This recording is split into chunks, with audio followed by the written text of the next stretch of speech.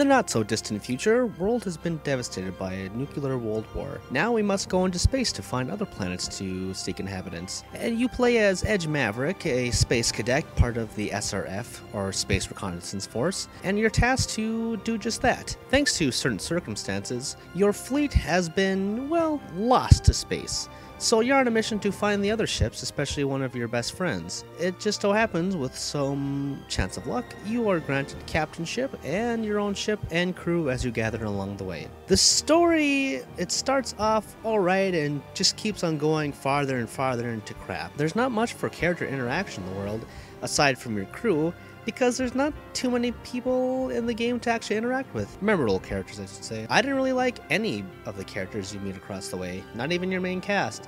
The best I could probably say is I didn't hate some of them exactly. But the little girl that you're with, Limmel, yeah, she's probably the worst character in the world. You got yourself a generic story with a lot of promise, because I did like the other Star Ocean games.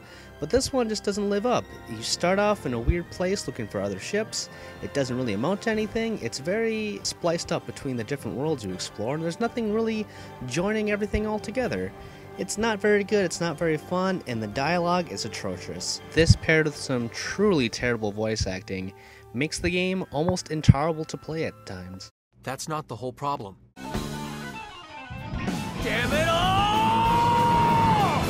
The combat is probably one of Star Ocean's saving graces, which is very similar to the other Star Ocean games, but a little bit more remixed. As you traverse the map, you run into monsters and go into a small kind of battle-like arena where you will have full range of all the characters in your party. So for example, you can have up to 4 characters and you control either one of them at the slight touch of a button. Most of the time I used Edge for the most part because he was quick and nimble and I like the sword the best, but all the other ones have their advantages, like ranged characters can shoot flying enemies, for example.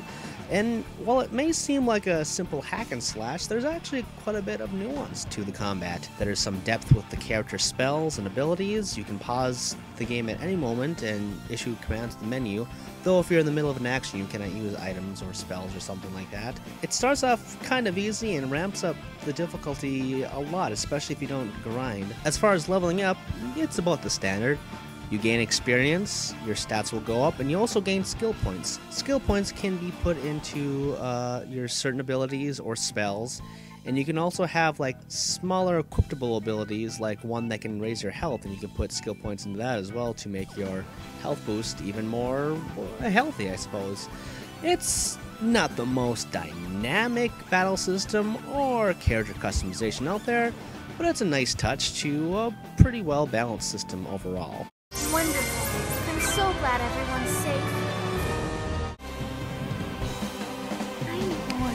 Nobody's talking to me.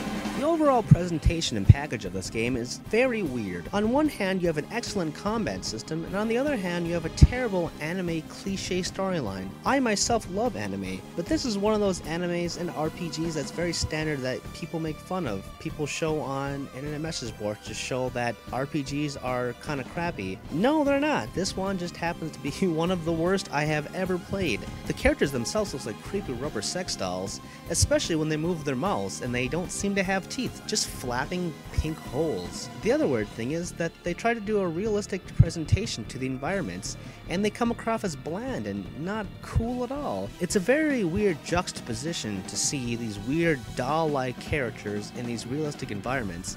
It's not cool, and it's just very bland, and aside with the story, it just makes everything just a terrible package. The music, on the other hand, is a mixed bag as well.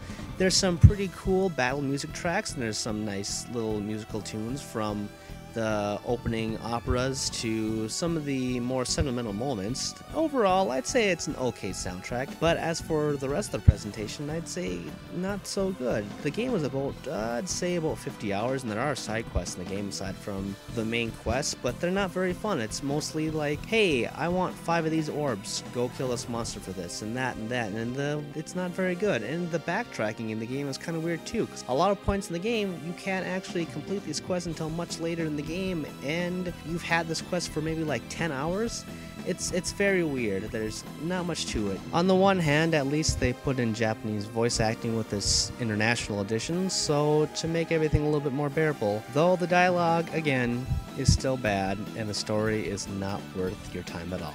She's a child, no matter how you cut it. Come on, what can you possibly rely on her for? Fluffy. Star Ocean 4 had a lot going for it.